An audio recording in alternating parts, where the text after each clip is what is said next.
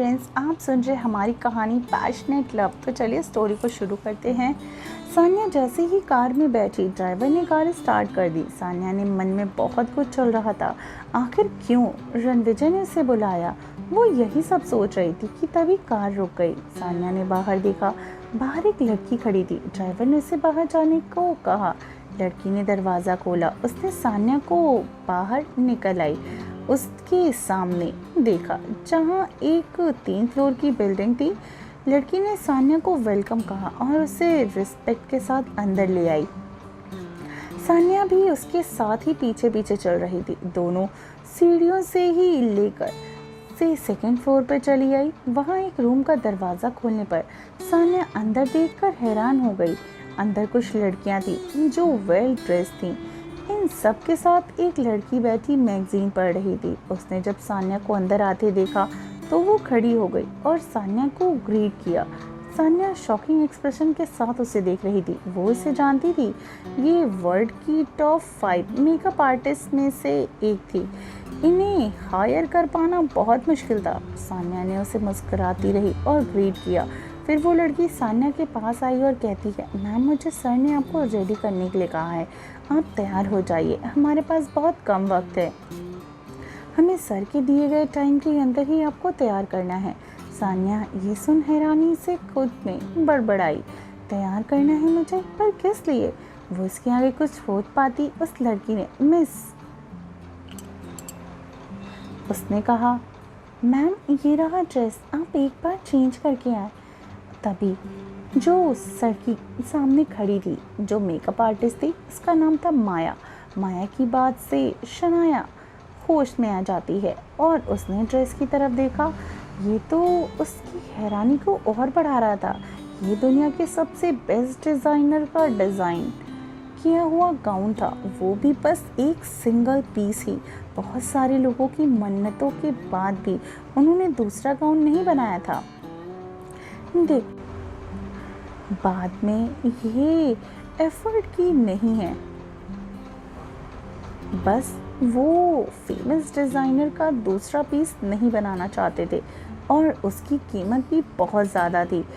तभी माया ने सान्या से कहा, मैम आप चेंज कर लीजिए, फिर मैं आपका मेकअप करूँगी। सान्या उसकी बात मान जाती है। वो गाउन लेकर चेंजिंग रूम में जाती है और चेंज करती है। कुछ देर के बाद वो बाहर आती है।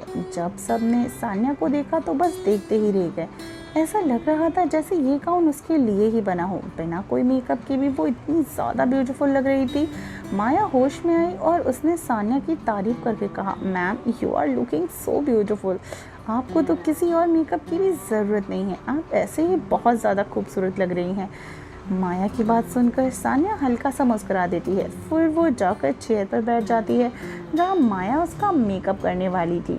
अब सान्या के लुक के बारे में और आउटफिट के बारे में चलिए बातें करते हैं।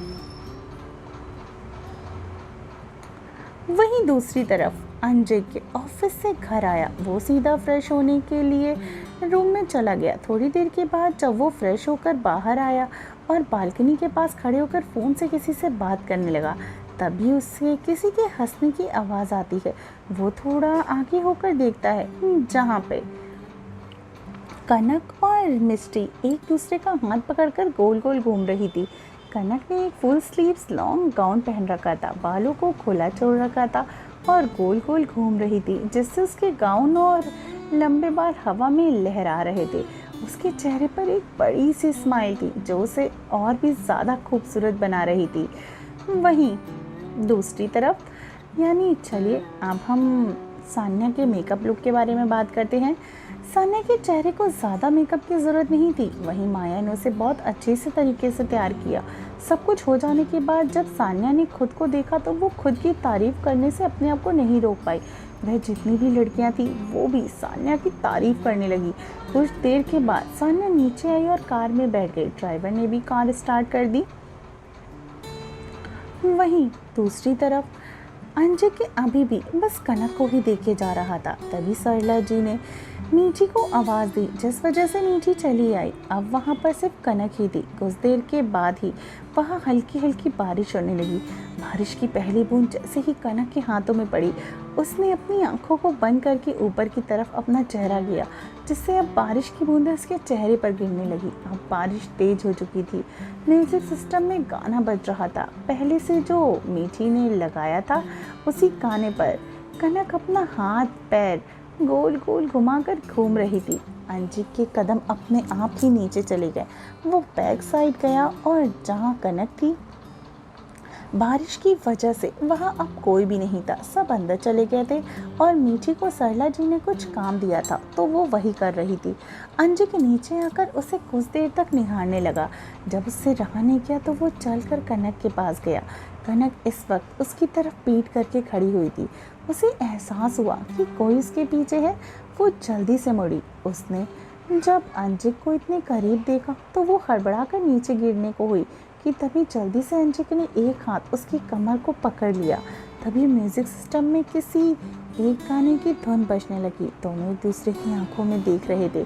फिर अंजिक ने उसे कमर से पकड़ते हुए अपनी तरफ खींचा। अब कनक की दोनों हाथ अंजिक के कंधों पर थे और अंजिक कनक की कमर पे। तभी गाना बजने लगा, एक दिन तेरी राहों में बाहों में पनाहों में आऊँगा, खो जाऊँगा, एक दिन तेरा हो जाऊँगा। अब अंजिक के हाथ कनक की कमर पे कस गए और कनक ने भी कस के अंजिक की शर्ट को पकड़ लिया। दोनों अभी भी एक दूसरे को ही देख रहे थे। एक दिन तेरी राहों में बाहों में पनाहों में आऊँगा, खो जाऊँगा, एक दिन तेरा हो जाऊँगा। अब अंजिक ने कनक को उठा लिया और उसके पाँव को अपने पाँव के ऊपर रख के उसके साथ डांस करने लगा। कनक को डांस बहुत अच्छे से आता था। उसने कई तरह के डांस सीखे थे, वो भी सबसे छिपकर। ये दिल तो ना कह सका ये बातें, दिल तो ना कह सका, ये दिल तो ना कह सका ये बातें, ये दिल तो ना कह सका। फिर अंजिक ने कनक को पलट दिया, जिससे कनक की पीठ अंजिक के सीने से लग जाती है। दोनों की ही आंखें अपने आप बंद हो गईं। दोनों बस एक दूसरे को महसूस कर रहे थे। तू जाने न तो चाहत मेरी कितनी बेताब है, तो जाने न तो चाहत मेरी कितनी बेताब है। हो जो बरसों मेरी पलकों में था तो वही ख्वाब है। अंजिक ने पीछे से ही उसे उठा लिया और घूम गया। कनक ने भी उस वक्त अपने एक पैर को हवा में लहरा दिया। हर घड़ी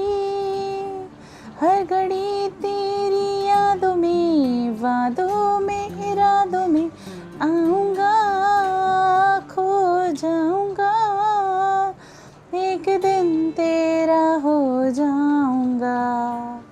ये दिल तो ना कह सका ये बातें, ये दिल तो ना कह सका।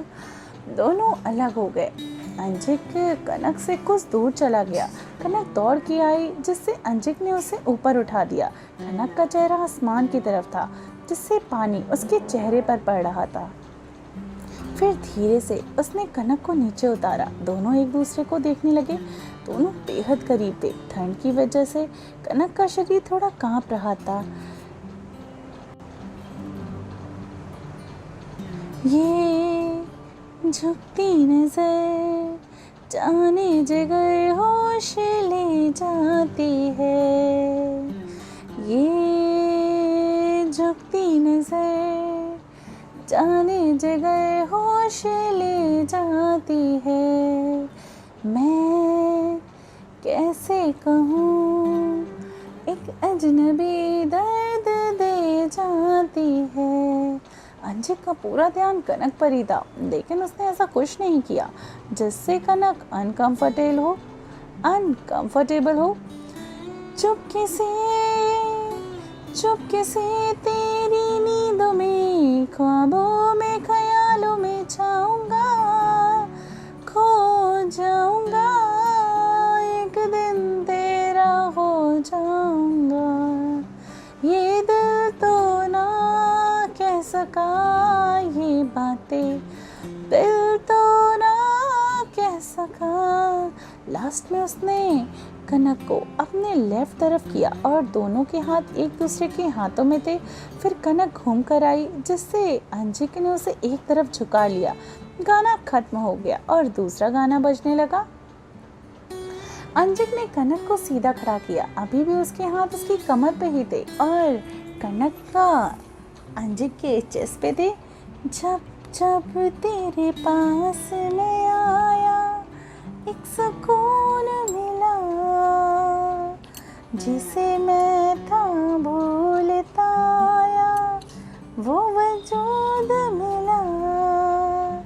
जब आए मौसम गम के, तुझे याद किया हो, जब सहमे तन्हापन से, तुझे याद किया। दिल संभल जा जरा, फिर मोहब्बत करने चला है तू। दिल यही रुक जा जरा, फिर मोहब्बत करने चला है तो। दोनों की ही आंखें एक दूसरे की आंखों में देखते हुए एक दूसरे की तरफ बढ़ने लगे। अंजिक का ध्यान कनक के होंठों पर गया, जो ठंड की वजह से कांप रहे थे। वो उसकी तरफ बढ़ने लगा। कनक ने अपनी आंखें बंद कर ली, उसकी हार्ट बीट बहुत फास्ट हो गई थी। अंजिक ने जब कनक को ऐसे देखा तो उसके चेहरे पर एक स्माइल आ गई।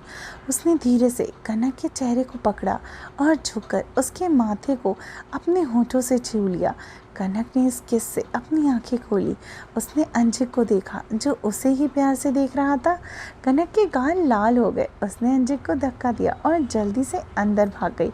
कनक को ऐसे भागता देख उसे हंसी आ गई। तो फ्रेंड्स, आई होप आपको पसंद आया हो। ये वाला तो इन दोनों में ही ख़त्म हो गया। सच में आई होप आपको सच में ये स्टोरी पसंद आ रही हो, और मैं स्टोरी को बहुत ही खूबसूरत तरीके से आपके सामने लेकर आने की पूरी कोशिश कर रही हूँ। तो अगर एपिसोड्स अच्छे लगते हैं तो प्लीज़ चैनल को लाइक, सब्सक्राइब और शेयर कीजिए, और आगे की स्टोरी सुनने के लिए प्लीज़ मेरी स्टोरी को ज़्यादा से ज़्यादा शेयर कीजिए।